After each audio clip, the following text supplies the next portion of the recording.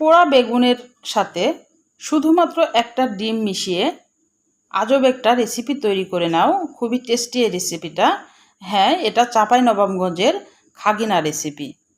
এই রেসিপিটা একবার যদি তৈরি করে খাওয়া যায়, এটা কিন্তু বারবার খেতে ইচ্ছে করবে। আর যাকে তৈরি করে খাওয়ানো যাবে সে কিন্তু বারবার তোমার এই রেসিপিটা খেতে চাইবে এবং রিকোয়েস্ট করবে যে রেসিপিটা আবারও তৈরি করে দাও। আসসালামু আলাইকুম। হ্যালো বন্ধুরা, তোমরা কেমন আছো? আশা করি তোমরা ভালো আছো। আমি আলহামদুলিল্লাহ ভালো আছি। আমার শখের কিচেনে তোমাদের সবাইকে স্বাগতম। আমি চাঁপাইনবাবগঞ্জের একটা ট্রেডিশনাল খাবার খাগিনা রেসিপি তৈরি করে দেখাবো। আমি আগে থেকে বেগুনটাকে গ্যাসের চুলায় পুড়িয়ে নিয়েছি। বেগুনটা কিন্তু আগে ভালোভাবে পরিষ্কার করে ধুয়ে নিয়েছিলাম। তারপর টিস্যু দিয়ে মুছে একটু ছুরি দিয়ে একটু কেটে দিলে বেগুনটা কিন্তু ফাটার ভয় থাকে না। যে হালকা একটু কেটে দিতে হবে গাগুলান দিয়ে বেগুনটা গ্যাসের উপরে দিয়ে গ্যাসটা জ্বালিয়ে দিলে কিন্তু বেগুনটা সুন্দরভাবে পুড়ে যাবে। দিয়ে বেগুনটা এখন আমি পুড়ে কিন্তু আগে থেকে ঢাকনা দিয়ে 10 মিনিট রেখে দিয়েছিলাম, তাহলে কিন্তু গায়ের খোসাটা সহজে উঠে পড়ে। সাথে সাথে যদি গরম বেগুন যদি খোসা তোলা যায় তাহলে কিন্তু উঠতে চায় না, সমস্যা হয়। 10 মিনিট অবশ্যই ঢেকে রাখবা। আমি 10 মিনিট ঢেকে রেখেছিলাম। তারপরে এবার গায়ের খোসাটা আমি কিভাবে তুলছি তোমরা আমার হাতের দিকে লক্ষ্য করলেই বুঝতে পারবা। আমি এভাবে সব বেগুনের খোসাগুলা কিন্তু তুলে নেব। আমি সবগুলা তুলে নিয়ে আসছি। তারপরে এবার ময়লাগুলো ফেলে দিতে হবে। দিয়ে এবার বেগুনের যে বোটাটা আছে এটা কিন্তু ফেলে দিতে হবে। এটা এভাবে ছিঁড়ে ফেলে দিতে হবে। দিয়ে বেগুনটাকে একটু শার্ট করে দিতে হবে। বেগুনের ভিতর কিন্তু অনেক টাইমে পোকা থাকে। আর বেগুনটা পোড়াইলে কিন্তু পোকাটা একদম আস্তভাবে একদম থাকে, দেখাই যায়।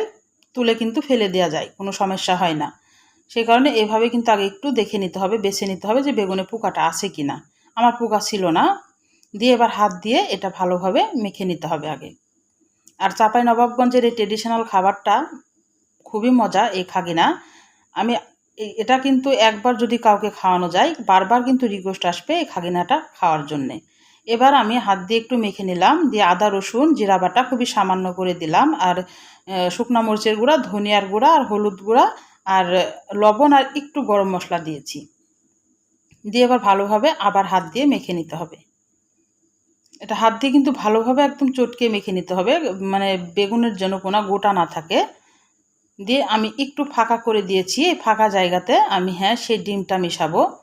যে বললাম যে পুরা বেগুনের সঙ্গে একটা ডিম মিশিয়ে রেসিপিটা তৈরি করলে খুবই মজা হবে।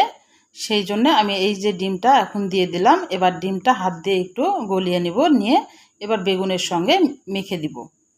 ডিমটা অবশ্যই দিতে হবে খাগিনা রেসিপিতে।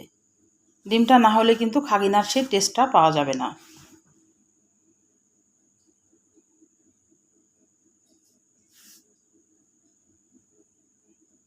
দিয়ে এবার ভালোভাবে মেখে ধুয়ে দিলাম সাইডে। দিয়ে এবার কড়াইয়ে চলে আসলাম। কড়াইয়ে পরিমাণ মতো সয়াবিন তেল দিয়ে দিলাম। সয়াবিন তেলের সঙ্গে আমি কালো জিরা ফোড়ন দিলাম। কালো জিরা ফোড়ন দিয়ে এবার আমি পেঁয়াজ কুচি দিয়ে দিলাম বেশ খানিক। আর কাঁচামরিচ ফালি করে রেখেছি সেটাও দিয়ে দিব। দিয়ে এটা ভালোভাবে এখন একটু লাল করে ভেজে নিতে হবে। এই খাগিনাটা একবার রেসিপিটা তৈরি করো, এতই মজা হয় বারবার কিন্তু খেতে ইচ্ছে করবে।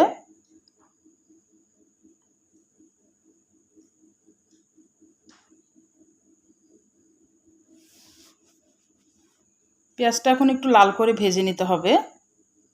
আমি একটু লবণ দিয়ে দিলাম। আগে কিন্তু আমি লবণ দিয়েছি বেগুন মাখাতে। লবণটা কিন্তু একটু বুঝে দিতে হবে এই পর্যায়ে। আর লবণটা অ্যাড করলাম এই পর্যায়ে। তাড়াতাড়ি কিন্তু পেঁয়াজটা নরম হয়ে যাবে বা লাল লাল করে ভাজা হয়ে যাবে। আমার পেঁয়াজটা একদম লাল করে ভাজা হয়ে গেছে। এবার কিন্তু আমি সেই বেগুনের যে মিশ্রণটা আছে সেই মিশ্রণটা ঢেলে দেব।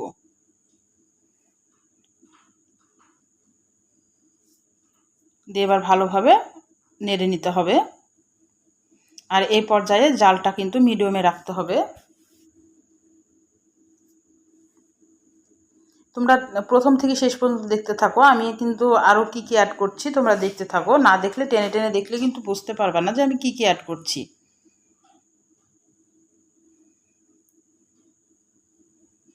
এটা কিন্তু মিডিয়াম আছে, কিন্তু ধৈর্য ধরে একটু বেশ খানিক ভেজে নিতে হবে। কারণ যেহেতু কাঁচা ডিম দেওয়া আছে, যখন একটু বেশি ভাজা হয়ে যাবে তখন এখানে আর কিছু কাঁচামরিচের ফালি দিয়ে দেবো, কারণ ফ্লেভারটা আরও ভালো আসবে কাঁচামরিচটা এই পর্যায়ে আর একটু দিলে। দিয়ে আবার একটু ভেজে নিতে হবে। ভাজা হয়ে যখন যাবে তখন একটু 1 চামচ মতো ঘি যদি দাও তাহলে কিন্তু ফ্লেভারটা আরও একদম অন্যরকম হয়ে যায়।